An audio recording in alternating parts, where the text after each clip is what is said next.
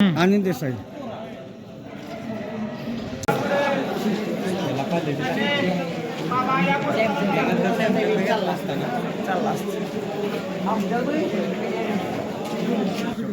वाघावसा आहे.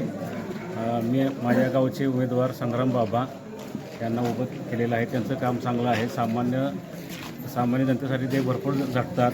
राजकारणापेक्षा ते समाजकारणाला जास्त महत्त्व देतात. त्यांनी आतापर्यंत बऱ्याच गोरगरिबाची कामे केली. घरकुल योजना असेल, शिधापत्रिकेची काही ऑनलाईन कामं होती ते केलेले आहेत. परत कामगार योजना होत्या, बांधकाम कामगार योजना ते चांगलं राबवलेलं आहे. आणि चष्मा वाटप झालेला आहे. आरोग्य शिबिर झालेले आहे 2-3 ठिकाणी. आणि चष्मा वाटप त्यांनी केलेलं आहे. काठी वाटप केलेलं आहे. असं सामान्य माणसासाठी भरपूर कामं केलेली आहेत.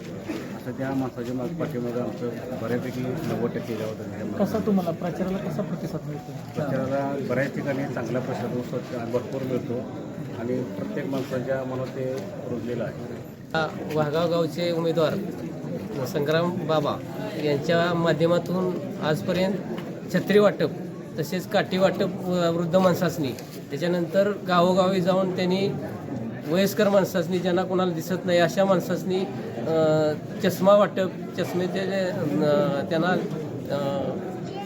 त्यांचे फ्रेम असतील ते काय ते वाटप मोफत सगळे केलेलं आहे. त्याच्यानंतर त्यांनी पुढं जाऊन आणखीन प्रत्येक गावात रेशन कार्ड असेल, त्यांच्या काय अडीअडचणी असेल, असे प्रत्येक गावागावी जाऊन त्यांनी असा विकास केलेला आहे. जवळ सत्ता नसताना सत्ता असल्यानंतर अजून काय करता येईल त्याच्यासाठी बाबांना निवडून देणं हे गरजेचं आहे. आणि त्यांनी एवढंच नाही तर धार्मिक कामात म्हणजे वारकरी समाज असेल किंवा दुसरा अन्य कुठलेही हे असेल त्याच्यासाठी सुद्धा ते अतिशय मोठ्या भावनेनं पुढं जाऊन काम करण्याची त्यांची मोठी उमेद आहे. आणि अशा माणसाला आपण पुढं जाऊन संरक्षण देऊन किंवा त्यांना निवडून देऊन आपण काम करून घेणं हे आपल्या सगळ्या कार्यकर्त्यांचं योग्य असा निर्णय होईल अशी मी अपेक्षा करतो. रामकृष्ण आहे. बोलणार आहे का? दादा बोलताय का? बाबा कशा पद्धतीने प्रतिसाद आहे? आता तुम्ही तळबीडमध्ये प्रचार करताय, काय लोकांचा रिस्पॉन्स आहे तुम्हाला या गावात? गेले 3-4 वर्ष झालं तळबीड गावातील लोकांसाठी काम करतोय. आणि घरकुल संघर्ष मोर्चापासून बांधकाम कामगार नोंदणी असेल, रेशनिंगची कामं असतील, त्याचबरोबर इतर ज्या शासकीय योजना आहेत त्या सर्व तळागाळापर्यंत पोहोचवण्याचं मी प्रामाणिकपणे काम करतोय.